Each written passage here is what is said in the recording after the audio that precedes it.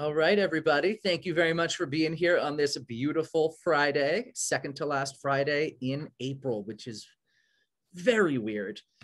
It is my absolute pleasure to introduce to you Mr. Malcolm Carrington, our very own Malcolm Carrington. Malcolm Carrington, a young nonprofit professional, has taken on the role at OPDC as the Community Land Trust Manager. Prior to working with Oakland Planning and Development Corporation, Malcolm spent his time serving in nonprofit youth development at the Center of Life in Hazelwood. He's been on a path that includes the Hillman Family Foundations, Chuck Cooper Leadership Program, and Duquesne University. A Philadelphia native with a lot of love for Pittsburgh, having been here for almost 8 years, Malcolm is making Pittsburgh home. His long-term vested interest includes creating sustainable and effective partnerships across organizations, generating diverse and equitable educational opportunities for youth, and helping people define and reach their vision of success. A service-oriented drive has led Malcolm to his works and has paved his way thus far. And with that, can we please have a mics unmuted, big rousing welcome for Mr. Malcolm, please. Welcome. That was rousing. Thank you, Marino. Yeah, I really felt that one over here, yo. But no, most definitely. I thank you, Jeremy, for inviting me and allowing me to step into you guys' space. And for all of you students, I appreciate you all taking the time on a Friday. I know this is tough. Fridays afternoon, it's nice outside, so thanks for sticking this out and just showing up. Period. The best ability is availability. So we appreciate you guys for sure. And with that, I think I'm gonna just jump right into sort of what I have prepared for you all.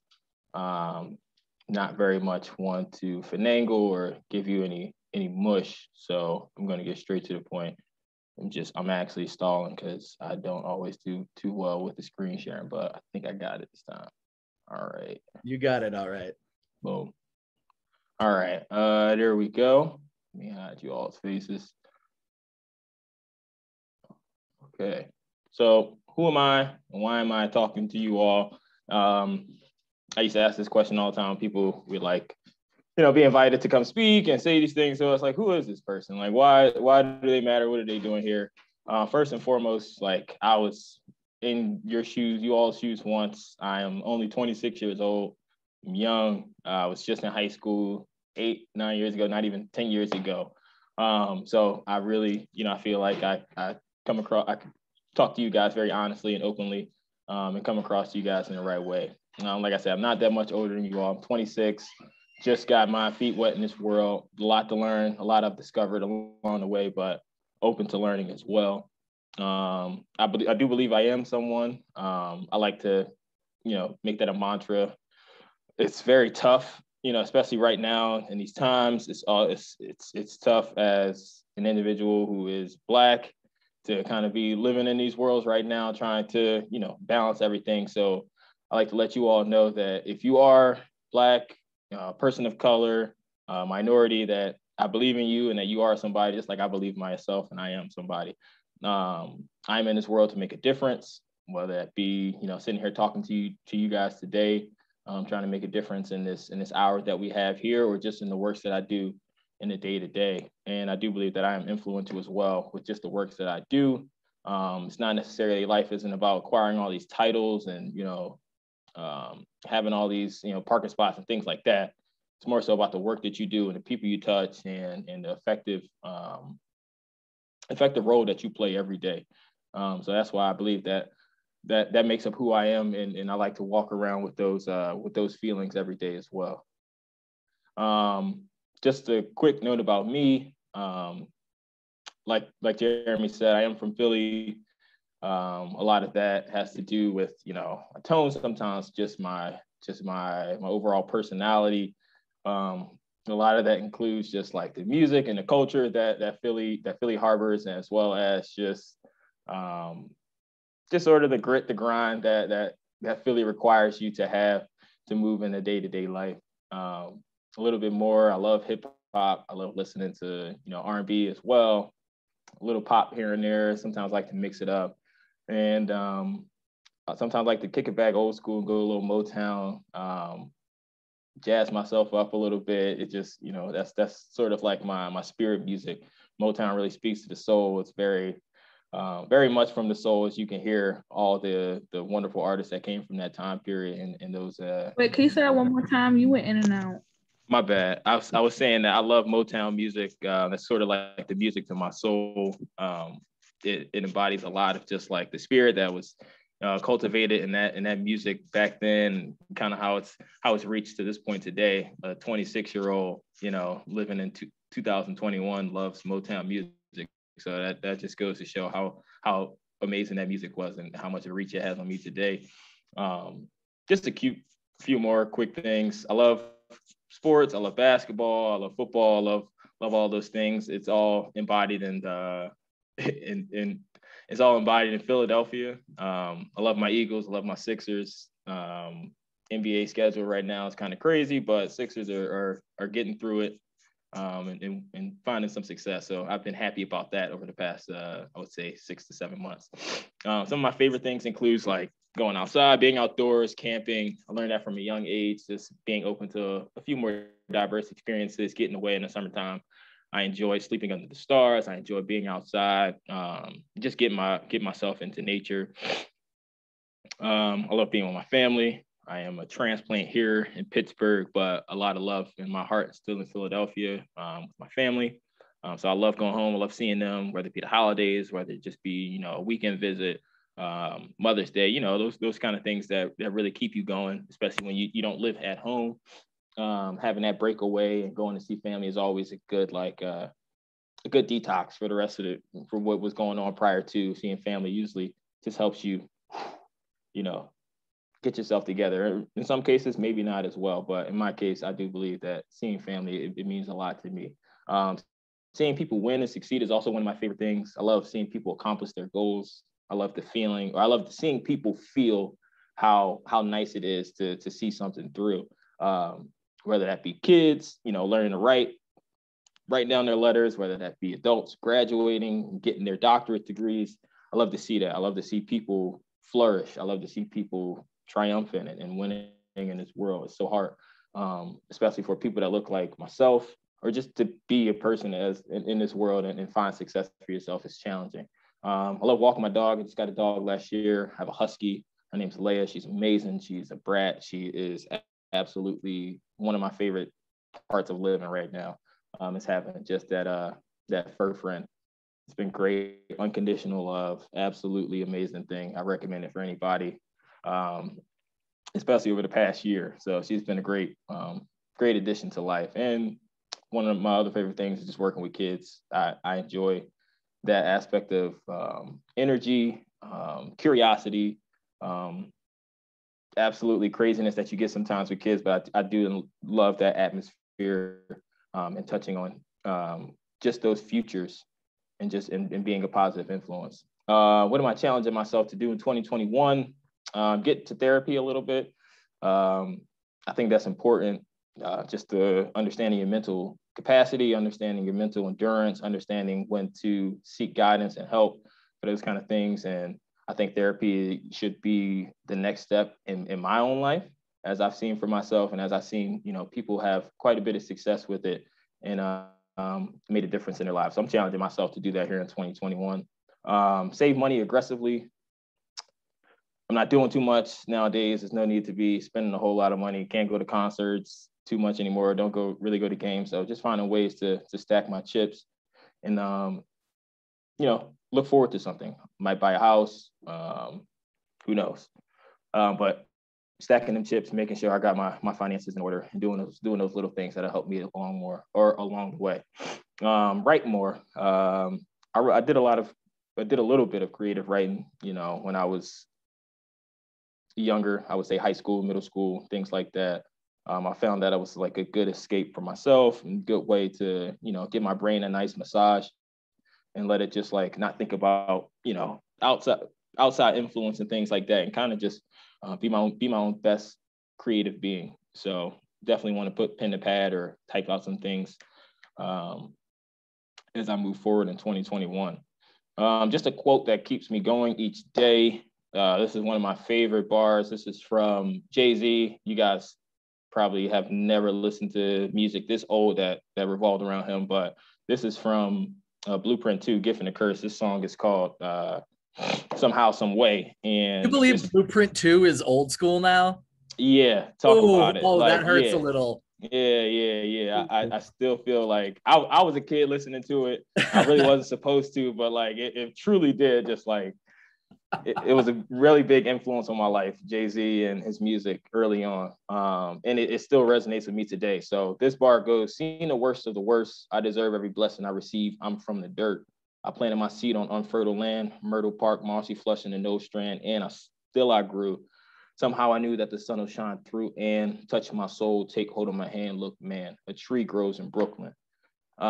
This song is also, or this bar right here is also like, it's parallel to Tupac's A Rose That Grew from Concrete. I think that's the title. And it basically saying like, even in some of the most desperate and like least invested and least opportunities to flourish, people flourish. Something grew, something beautiful came of that. And yeah, it's sort of been just like, if you know me, you understand, like, coming from where I came from to be here where I am today is a testament to the people that helped me get there along the way, my family, my parents, and just understanding like this is sort of an anomaly. This life that you're living, nobody else has lived this life coming from where you came from. So you got to do the most of what you're doing with it, and get the most out of the life you're living and bloom. So I'm gonna get into a little bit more here. Some of the things that represent me, like I was talking about, music is one of my favorite things. My favorite artist is Kendrick Lamar. I've met him at a concert before, or after a concert before. That was like one of like the better experience that I've had in my life, seeing one of my idols, somebody whose music speaks to me and on a very deeper levels. That was just a full circle moment. It was actually one of my first concerts as a kid. Just a quick story. I think I was like 15 or 16, and he was doing his first concert in Philly. It was his first album. And I told my mom I was going to a concert. I'll be back by 10. She said, all right, that's cool. The concert's in South Philly. I live in Northwest Philly, which is like an hour distance on the subway. And so I go to the concert doors open at like 7. Kendrick Lamar is supposed to come on at 9:30. Cool. So Kendrick doesn't come on until like 12:15, something about airport. He just got to Philly, yada, yada, yada. So my mom's blowing up my phone. Who does he think he is, Lauryn Hill? Come on. Yeah. So this dude is not only getting me in trouble, but he's also late for his own concert. So I'm like, oh my God, what do I do? So I tell my mom, yeah, I just left the concert, blah, blah, blah. You know how that goes. So his set doesn't end till like 1:15, 1:30. I gotta like find a way to like get home. No more subways running. Luckily, I did find some friends at the concert that was able to give me a ride to my aunt's house. I stayed there. She lived close by that night. Got in a heap of trouble, but ended up seeing Kendrick Lamar at my first concert. It was amazing. And then full circle, ended up meeting him. It was worth it. Oh yeah, it was worth it. Oh, it was worth it for sure. You know what I'm saying? Like you don't just miss something like that. So you had to ask for beg for forgiveness, but you don't ask permission at that point. Yeah, what's that line? It's better to ask forgiveness than permission, right? Exactly. Yeah. And just to keep you up on what's in the chat, Rebrea said, I love Kendrick Lamar and J. Cole. And Michael said he hasn't about Kendrick Lamar, he hasn't dropped music in 4 years, sadly. So yeah, it's been a while, y'all. We all deprived. I hit him on a text a couple of weeks ago. He hasn't hit me back yet. So I'm gonna talk to him. I'm gonna see what's up, what he got going on, and then I'm gonna circle back. I'm gonna let y'all know. I'm playing. Obviously, I don't have Kendrick Lamar on the text, but like I was saying, like that's just one of the things that represent me. A couple other things, I got the Philly, just the sports symbols up there. Like I was saying, Philly sports is beautiful time, beautiful like area to be in when games are going on. It's just another representation of my childhood, going to Phillies games, going to Sixers games, my dad, my mom, my brothers. Those are just some of our favorite things to do. Another thing that I've discovered that I truly love and have a pretty decent passion for is yoga. I took a class in my senior year at Duquesne. It was actually philosophy and practice of yoga. And it was cool to just like understand the technicalities of yoga, the philosophy of it, how it was started, the thinking behind it, and how much of it is, you know, rooted in breath and body and the balance of the two. And then doing the actual practice itself was, wow. I believe one of my first practices, I came out of there, I felt like I was just like on another planet. Like I'd never put my body through something like that. It's hot, you're sweating, but you're also like enduring, you're letting your body just like move freely. Your brain is kind of like at ease, but it's also like very automatic the way your body is just moving along. And like you yourself you're not truly controlling anything. You're going through the motions, but it's quite the experience. If you guys haven't, or if you feel like there's something you would like to get into, take your time and make some time for it. It's quite the practice. It's an alternative to alternative exercising and also like meditation. So I found those to be very important in my life to this point. The practice of yoga and some meditation as well. You see a dog down there. I do have a husky. I forgot to put a picture up of her, so I had to find one real quick. Just searching on the internet. But that's kind of what she looks like. She's super goofy, always smiling, and just being a big ball of energy and a good thing to come home to at the end of the workday. You got family up there. I got some pictures of my family. I don't know why I put this generic stock photo up. I have actual pictures of my family on the next slide, but and then being outdoors. I told you, Jeremy, I was nervous. I was shuffling around and whatnot. Nah, you're killing it. But like I like being outdoors. I like sticking my butt into nature. I just like, that's also another meditative space and state for me, to just take those sounds in, taking the decent air quality, breathing around trees, those kind of things that I really like to take those little things and make those moments very, very appreciative for myself and very special, because they don't come around too often. And making room for them is always a beautiful thing. As you guys can see, I have another stock photo here. This is looks like another protest of some sorts, or people marching. But I am one for, I would say, equitable development, equality in all phases, in all rooms, in all walks of life. I believe that, we're living in a time that's really unearthing a lot of wrongdoings that happen in the world. I mean, you know what I mean? From, if you want to look at it from the scope of Pittsburgh and what's happening here, if you want to look at it from a national level, we want to look at it more, a wider scale than that. On a more macro level, and how just injustices have just filtered through our timeline of existence here, and how much it's really feel like we're doing a good job of starting a dismantling process. We hope, there's a lot of things going on that could really cause us to feel like we're not doing the work, or our work is not, or our efforts are not being we're not seeing the results of our effort, but we are. And I believe that each and every day, the work that we're doing here, the work that School to Careers does, the work that happens on so many other grassroots levels and larger national levels, are dismantling a lot of these systems. And I want to continue to be a part of that, whether I'm marching up to the Freedom Quarter with my Duquesne, friends, or, doing a die-in, or simply working in nonprofit spaces where I'm putting people first, and I'm doing it at a very intentional and equitable way. I think that right there is what keeps me going. I want to see people succeed. I want to see everybody win. And I don't believe that's going to happen unless we do the work on the other end. And that's why I included that picture as well. And then, like I said, mentoring, being there for people is kind of like it's what drives me as well. All right. So how'd I get here? I'm just gonna, try to run through this. If I'm blabbering, please stop me. It's a lot to just sit here. There's some pictures up, just trying to keep you guys interested, but I could go on, try to keep it at a decent time. But how'd I get here? We all started from something. We all started from our little selves to, continue to grow. So early childhood, I have a picture here. You can see me. It's like that first picture at the top. my cousin Christopher, he's on the left there. I'm in the middle. Below is my cousin Kiana, and then my second oldest brother, Bobby. And that's kind of us. I think that's a birthday party or something like that. Just at my grandma's house. How many siblings do you have growing up, I grew up.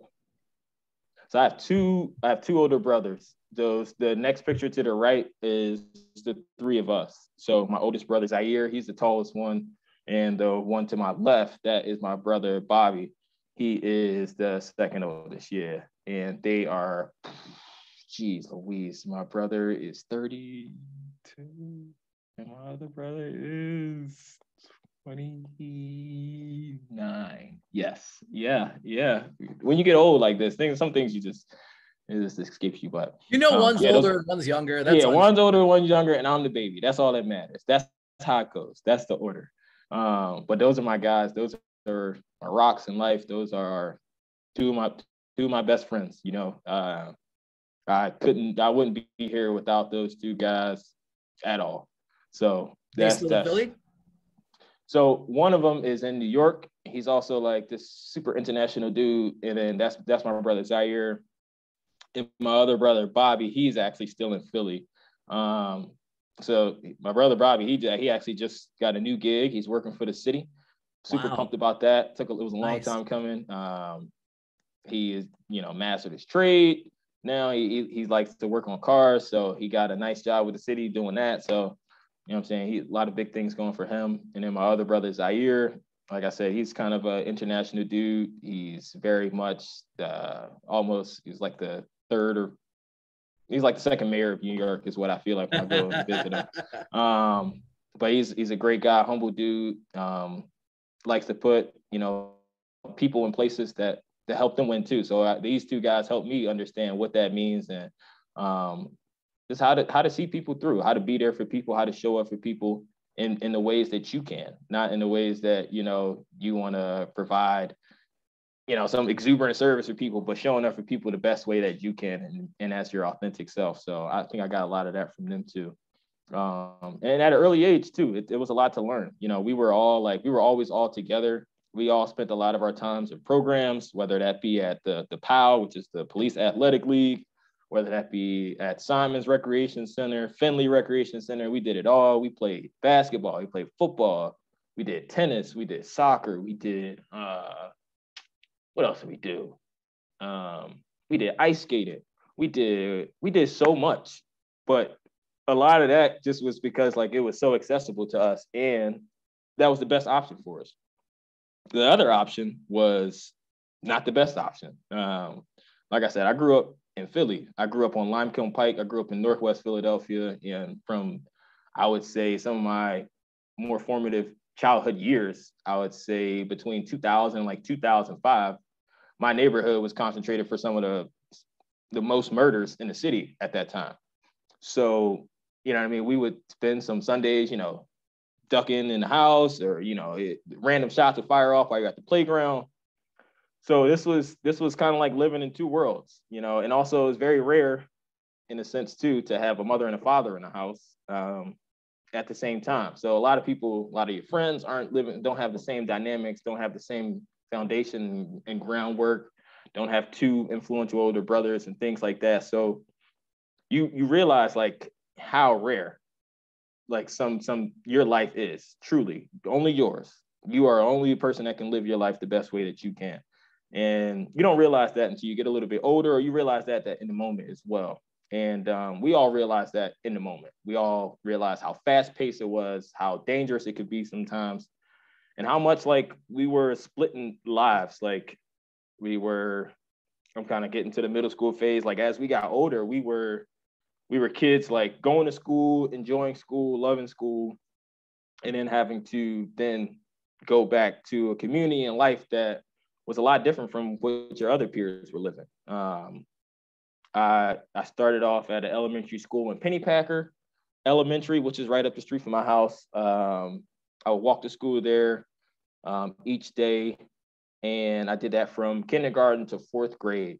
And in fourth grade, I told my counselor, Mr. Frazier, I told him I want to go to Masterman like my brother. Little backstory here: Masterman is one of the more academically academically advanced schools in the state. I think we're like the #1 public school in the state, and like nationally, we're ranked, I think, within like the 30s, within the top 30 schools in the nation. So it's like I said, it's a very prestigious, school. A lot of smart people going there, a lot of diverse individuals going there, a lot of people from different parts of the city. Philadelphia is huge, so you got people stretching from all corners of the city coming to this one school to get the best education. And I ended up getting accepted. So I started there in 5th grade. My oldest brother, Zaire, he was there his senior year. So I got a little bit of a tutorial. I rode the subway for the first time in 5th grade. I then had to ride it by myself. I was, my brother's like little brother all through 5th grade. I had a nice strong mentor during that time. Everybody, sort of was looking out for me and, watching me as I was walking through the halls. Oh, that's Lil Z, that's Lil Zaire. So that was nice. But at the same time, you still had to be yourself. You still had to grow into your own. I definitely had some hiccups, definitely done some things that, he wasn't so happy about, not tarnishing his name or anything like that, but like, he knocked me upside the head. Like, what are you doing, stupid? You didn't think I would find out.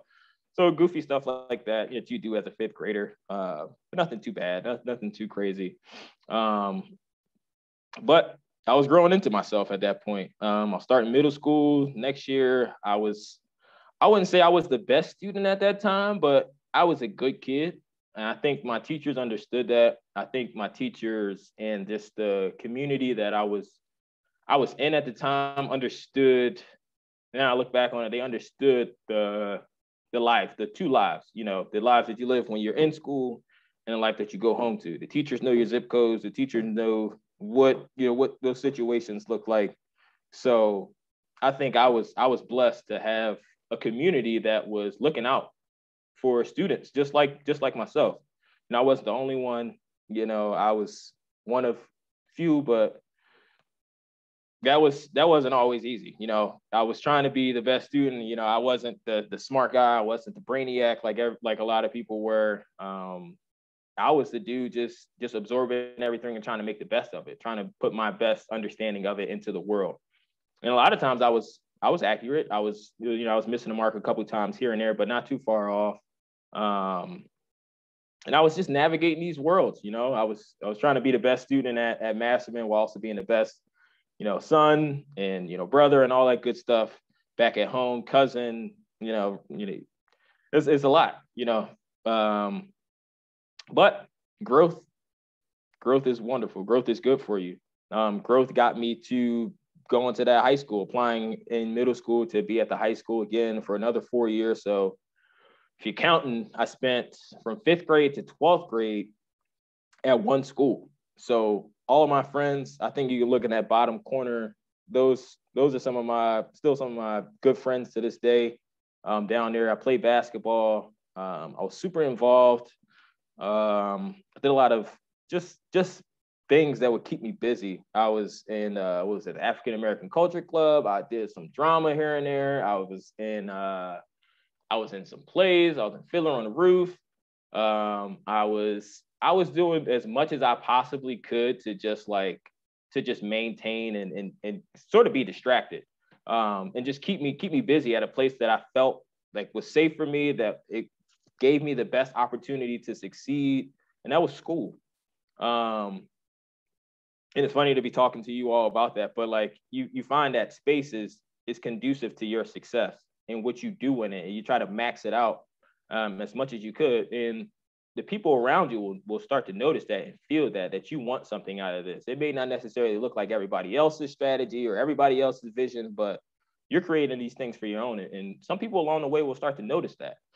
And I thought that was happening for myself. I thought I was, like I said, I wasn't the best student, but I was still a good kid and a good person trying to do good works in the world. So I was volunteering, whether it be in my community, whether it be at school. I was finding ways to just like make a couple dollars in the summertime. We had this huge jazz festival that came to our neighborhood every year. My mom worked it, my dad worked it. It was like $150 for the day to work. and be a volunteer, but you had to work all day. You had to sweep up, you pull stuff. And, it was just a bunch of volunteer work, but you got to listen to live jazz music, a bunch of oldies. You get to be in your community. You get to love on your people a little bit more. It was just a good time to be a part of your community. So I found that was rewarding. I would go up to my playground as well. I would do community service days there, whether it be just like helping with the kids at the basketball practice, or coming on a Saturday and help painting the graffiti and stuff like that too. So I was loving my community. I was loving my spaces as much as I possibly could, because quite frankly, I lived in it. So I found a way to appreciate it. And like people, as much bad was going on, I was trying to find the good in it all. So I thought that was good to share with you all as well. I was also getting a lot of friends. Like I was hanging out with my friends. I was doing things I wasn't supposed to do as well. I was hanging out late. I was getting in trouble. I was being a high school teen. I was doing this, that, and the third. But at the same time, I was still on a straight and narrow for the most part. I wasn't doing anything too crazy. I'm sharing this because I'm being very authentic and letting you all know, like, I'm not this cookie cutter or anything like that. I was doing some bonehead stuff too, but that was all in a reaction to, trying to live two lives, being in, like I keep going back to and harping on, it's like coming from where you come from, not wanting to, always be there. It's tough. So you find ways to distract yourself. You find ways to, kind of stay away from it.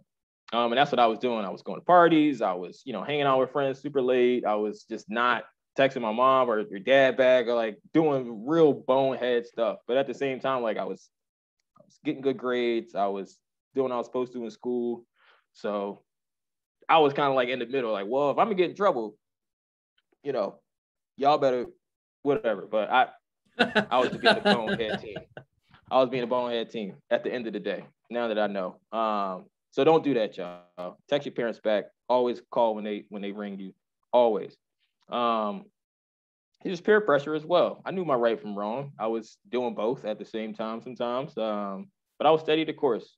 And my future, I started to realize like my future depended on every single decision that I was making. And I had to get myself together. So like probably by junior year, I was really trying to start to whip myself into shape, because I had to apply for colleges now. I was really just like starting to self-actualize. And I think it happened when I was taking an African-American history course.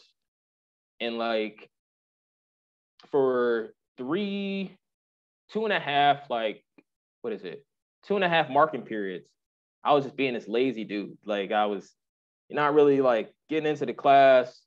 And like, as you all, I don't know if you had your cameras on, I'm Black, I'm African-American. Like now that I look back on these things, like why wasn't I putting forth the effort? And so I think it was the 3rd or 4th marking period, I got an A. And I was like, why wasn't I doing that the entire time? I only did that because I was doing this nonsense up until this point, until I told myself, all right, you gotta actually do it. So not only was I taking one of the most like fundamentally like sound courses that I would need for my life, and just like completely not giving a crap about it, but when it was time to give a crap, I did everything right. So that just went to show me, like, once you start to apply yourself and you care about what you're doing, your end result is going to be successful.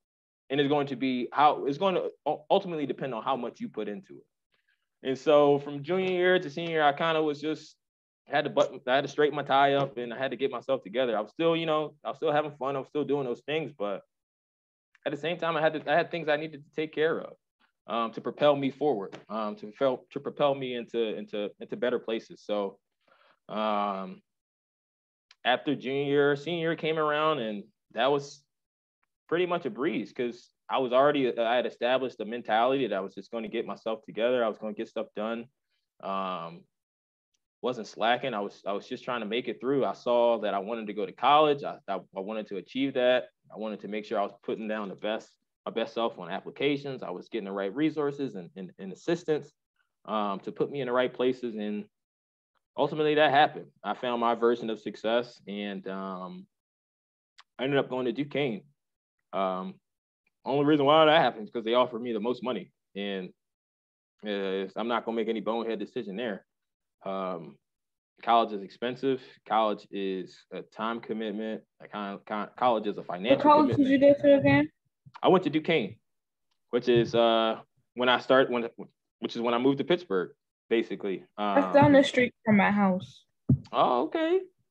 I might have seen you walking around maybe once or twice when you was just a little bit younger or something. That's pretty cool. Mr. Malcolm, I'm sorry, we have a question in the chat. What were your other options for colleges and universities? I would say, I think I got denied from Drexel. I think I got, this is so long ago. I think I got waitlisted at Howard. I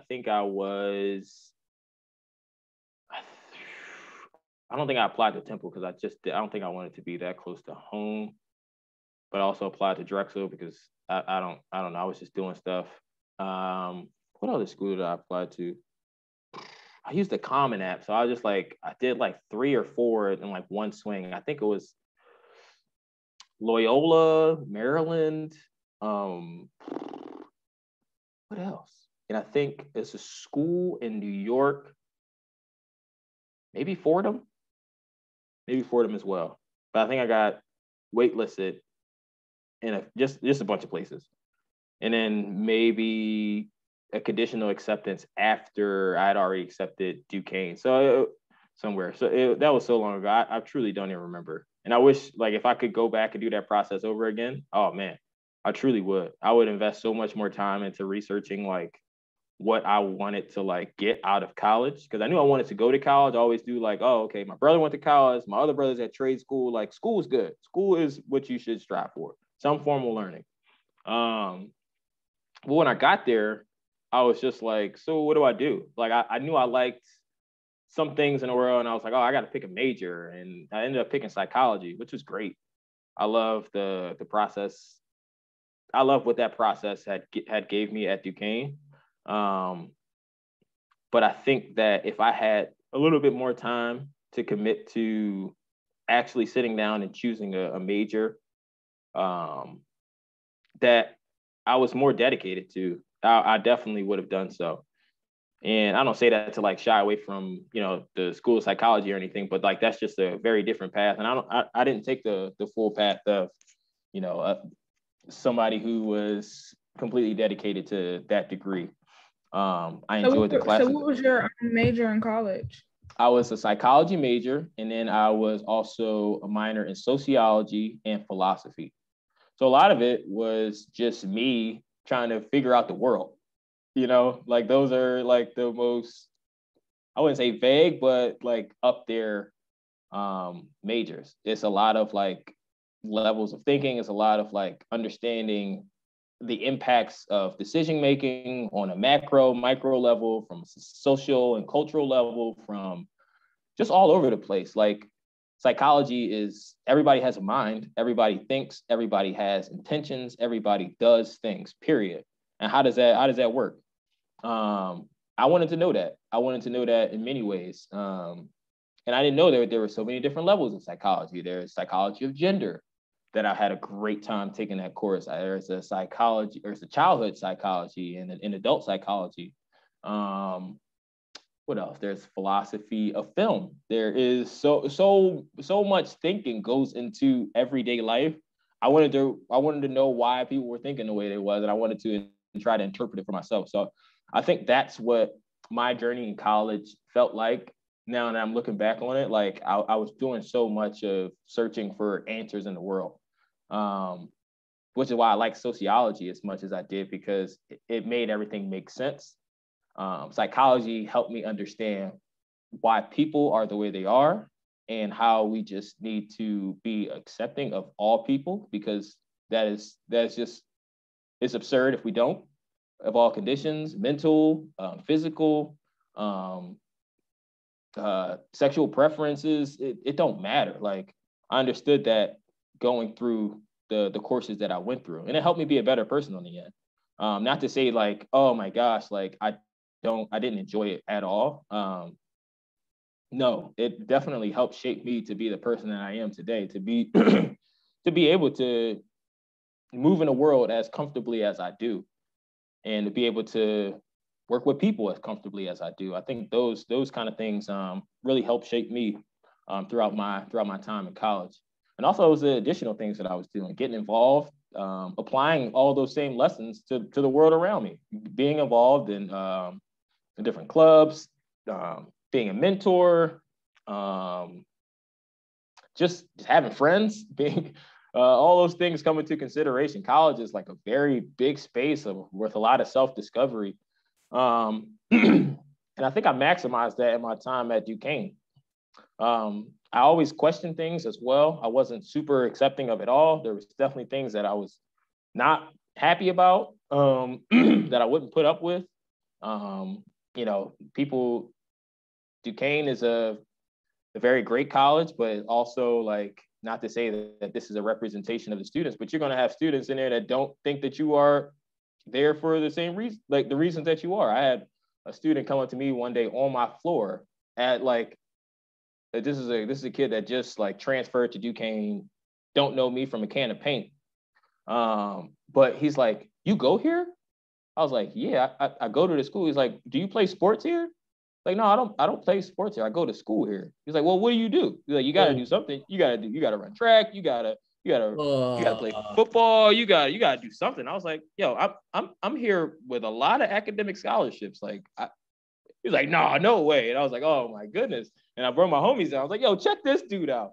So I got my homie Muhammad. I don't even know what to say. That just surprised me. Don't you love people? Don't you love people? But this is what psychology has taught me. So I brought my two other buddies down. I got my homie Muhammad, who's now like a CEO of his own company, doing his own thing. But he runs track. He's like 6'2", 6'3", dark-skinned fella like myself. And he's like, well, what do you do? You got to do something here. And Muhammad was like, no, I don't play sports. He's like, I go here, I learn the code.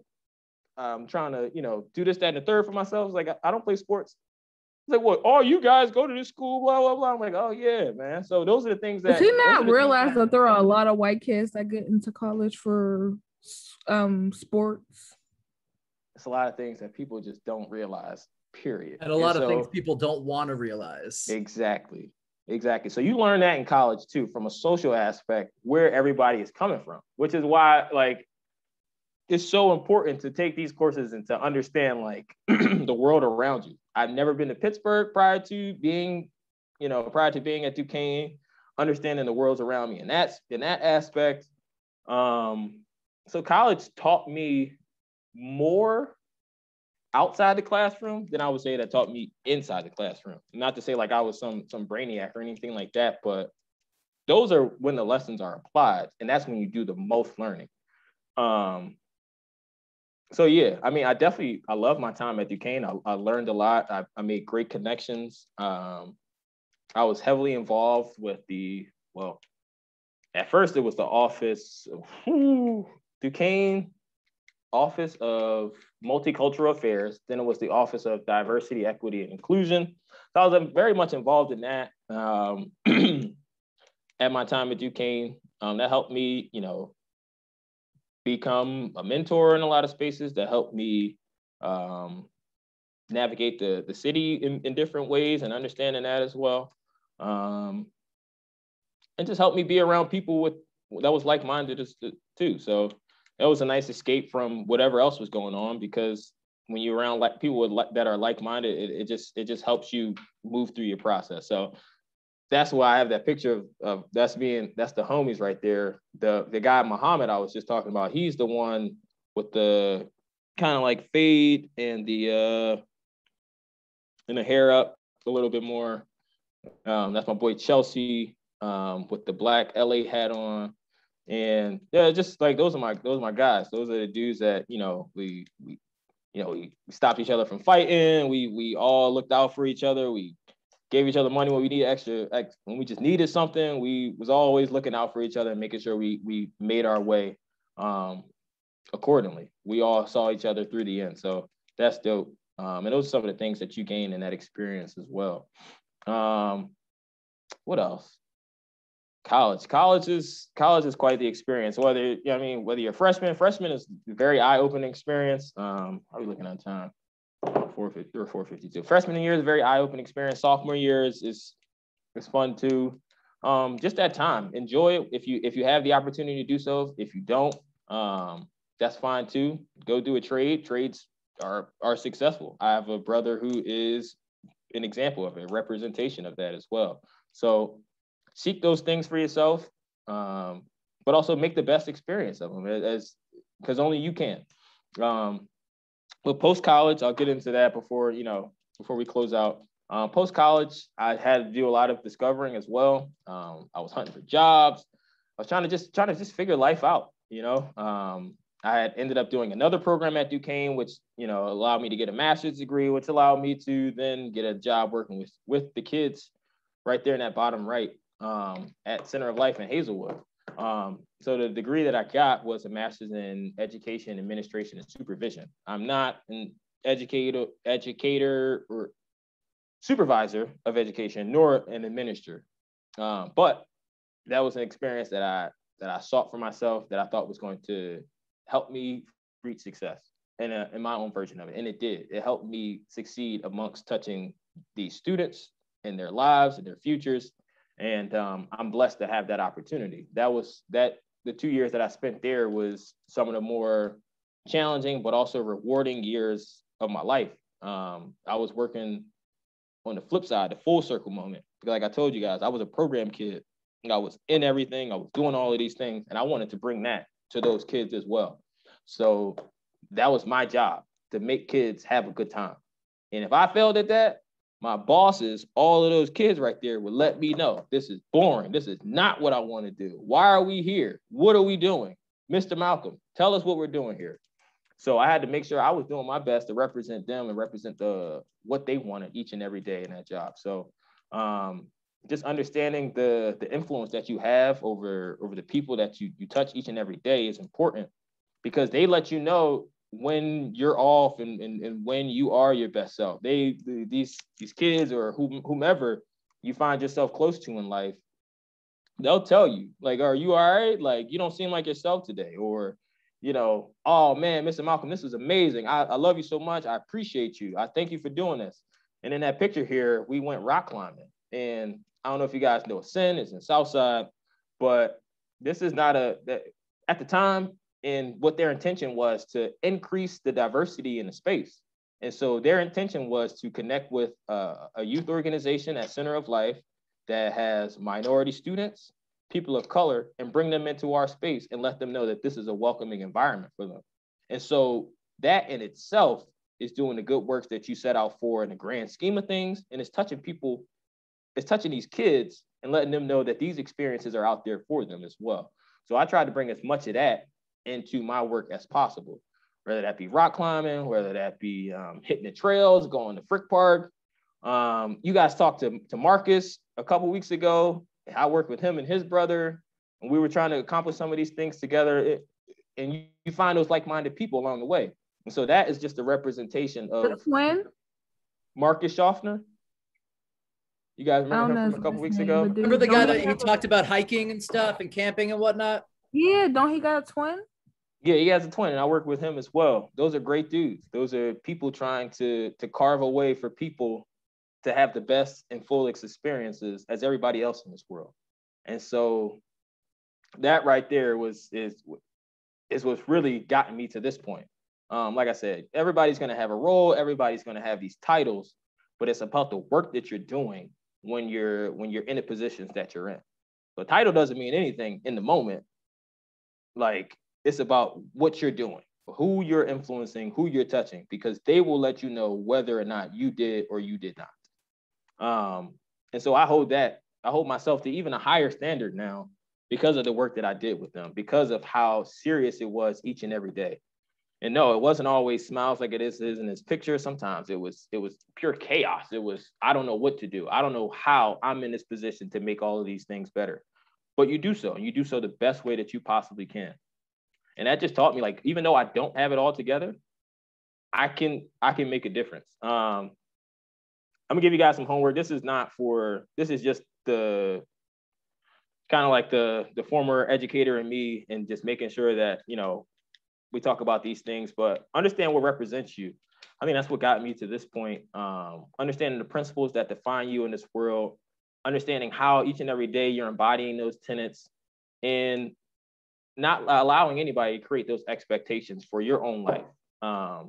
Being authentically you without having to represent somebody's expectations of you. So these are just a few that I live by each and every day. Thank God I don't get in my own way and I enjoy the little things. Those are the things that define me. So whatever it is that you need to do each day to help you represent help you be the best representation of yourself, make sure you're hitting on those tenets. And to what degree you would know, each and every day you're waking up and you're going through these motions, and how much of it is a representation or how are you driving yourself to do these things based on how you define yourself. And are you letting anybody create expectations for you? And if so, don't. You are you. You are the only person that can live your life to the best of your abilities. Yes, there are going to be people along the way that are going to help you be the best version of yourself and help you understand when you're not the best version of yourself. And those are the people that you want to stick around with. Those are the people that you want to keep close and you want to keep tight. That's not putting all this pressure on you, that just wants you to be the best you. And so my advice to you all is don't ever let anybody create expectations for you. And before we close out, let's be very clear. I don't have it all figured out. I'm still 26 years old and figuring out how life is going to continue to open up for me and what doors that I want to continue to move into. So I encourage you. I'm sorry to interrupt. I'm 7 years older than Mr. Malcolm, and I'm still doing the same thing. So exactly. It works, y'all. It works to still be you, still be authentic, and still hold yourself to the highest standard while you're still figuring it all out. Because at the end of the day, you have you. Like you got you. And as long as you got you, you'll make sure that you're doing the best for yourself. Nobody's going to define that for you. Only you can. So like I said, colleges do not offer you a degree in life. That can only be afforded and lived by you. So go out and get those experiences. Maybe you want to take a year off before you go to college. Maybe you want to do a trade instead of what somebody else wants you to do. Maybe you still want some time to figure it out. So do that. Continue to build on your skills. Continue to learn who you are. The first rule in life is self-preservation. So you got to know yourself. Know thyself. That's it. Know who you are. Know what you came here to do and do it. My grandmother always told me proper preparation prevents poor performance. So don't move through life in a rush. Don't move through life just trying to get everything done and check off the boxes of life and get a house, go to college, get married, yada, yada, yada. Move through this at your own pace. This is all for you. And everything that you want out of it is going to come to you if you put forth the proper preparation to achieve it. And don't be afraid to live. Thinking will not overcome fear, but action will. There's so many things that we stop ourselves from doing because we may be afraid. But as we've seen and as we know in this world and some of like the walks of life that we come to, like we have seen, like going back to that lyric I told y'all about, I've seen the worst of the worst. Like there's not a whole lot I'm afraid of in this world other than snakes. Snakes scare me. I don't mess with snakes. They are moving muscles through the ground. I don't get down with that. There's nothing I can do to overcome my fear of snakes. And I've accepted that. I have grown 26 years to accept that. But for real though, don't be afraid to be out here in this world. No matter what you see on TV, no matter what's going on, like we are all meant to strive and be the best versions of ourselves. And as long as you're continuing to do that, you can walk this earth a happy person or a content person. Just understanding that you are each and every day putting forth your best self. And nobody is going to make you fearful of living your life. Nobody's going to make you afraid of achieving your dreams. That's just not going to happen. Yeah, that's it. Well, thank you so much, Mr. Malcolm. We really appreciate it. And I want to make something clear too. That doesn't necessarily mean that you'll never feel fear. Mm-hmm. It just means that you don't live in that space. Courage is not the absence of fear. It's doing what's right or what's necessary in the presence of fear. So I just want to make sure. I still get scared of lots of stuff. Snakes, definitely one of mine for sure. So just want to put that out there. But Thank you so much for being here. Do we have any last minute questions for Mr. Malcolm before we all say happy weekend? Bye. Thank you. Okay. Well, yeah. Can we follow Trinity's example and unmute and just have a big thank you and a round of applause for Mr. Malcolm, please? Bye. Thank you. All right. Thank you, guys. Appreciate you taking the time this Friday afternoon. It was our pleasure. Thank you. Everybody have a great weekend. Keep an eye out for the journal. And Trinity, have an awesome weekend, dear. Thank you for being here. You're welcome. Bye, everybody. Have a great weekend. All righty.